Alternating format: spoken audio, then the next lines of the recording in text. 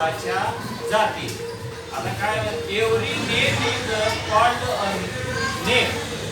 Every called is a noun. Sorry noun. Every name is called a noun. Noun कशाला म्हणतात तर प्रत्येक व्यक्तीच्या पदार्थाच्या ठेवलेल्या नावाला नाम असे म्हणतात.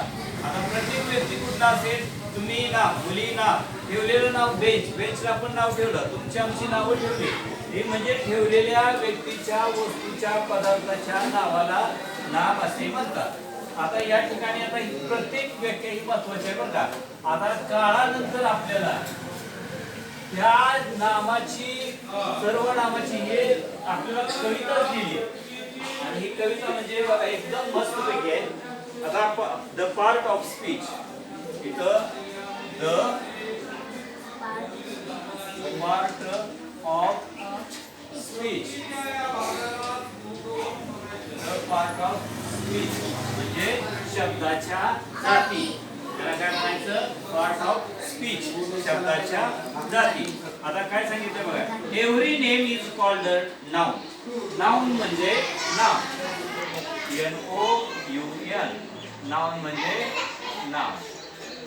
आता हे नाव तुम्ही आम्ही दिलेल्या एखाद्या वस्तूच्या, व्यक्तीच्या, पदार्थाच्या ठेवलेल्या नावाला नाव असे म्हणतात. As, field and function, state and town म्हणजे आपण दिलेली नावं, व्यक्ती असेल, वस्तू असेल किंवा आणखी पदार्थ असेल, अशा ठेवलेल्या नावाला नाव असे म्हणतात. In place of noun the pronoun stands. आता प्रोनाउन कशाला म्हणायचं आपल्याला, PRONOUN. प्रोनाउन म्हणजे सर्वनाम. प्रोनाउन म्हणजे सर्वनाम. आता एखाद्या व्यक्तीची पुनरावृत्ती टाळण्यासाठी जो शब्द वापरला जातो त्याला सर्वनाम असे म्हणतात. उदाहरणार्थ, Sita is ill, so she is absent. Sita शाळेत आली नाही, सीता शाळेत आली नाही, ही गैरहजर का आहे, ही आजारी आहे म्हणून सीता शाळेत आली नाही. ही शाळेत आली नाही. पुढं ऍडजेक्टिव्ह,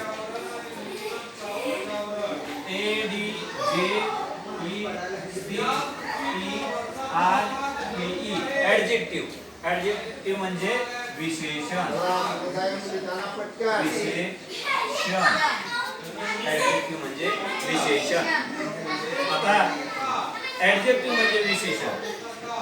नामाबद्दल व सर्वनामाबद्दल अधिक माहिती सांगणारा शब्द म्हणजे विशेषण.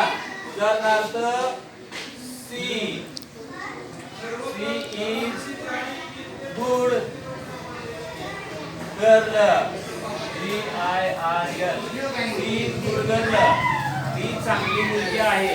म्हणजे सी ही सर्वनाम आलं आणि गुड हे काय झालं, ऍडजेक्टिव्ह म्हणजे विशेषण. म्हणजे नाउन, प्रोनाउन, ऍडजेक्टिव्ह हे झालं.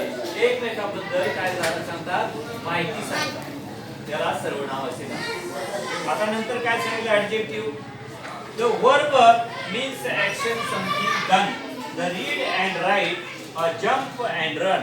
आता क्रियापद दिले, verb दिलं. verb, VERB, verb, क्रियापद. क्रियापद दिला.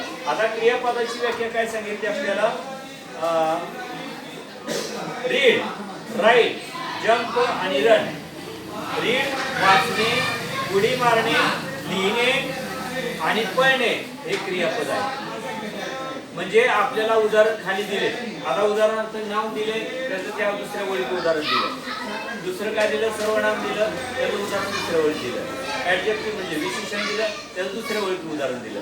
आणि क्रियापद दिलं, त्याचं नंतरच्या ओळीचं उदाहरण दिलं. अशा प्रकारे आपल्याला शब्दाच्या जाती अगदी सोप्या पद्धतीने शिकवले जातात. आता त्यानंतर हाऊ थिंग्स आर डन.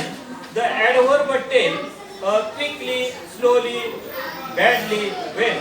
आता adverb दिले, इथं adverb ADVERB ऍडव्हर्ब म्हणजे क्रिया विशेषण. क्रिया विशेषण हे क्रिया विशेषण. आता ऍडव्हर्ब काय दिलं खाली दिलं बघा. ऍडव्हर्ब ऍडजेक्टिव्ह ऍडव्हर्बचं उदाहरण दिलं बघा.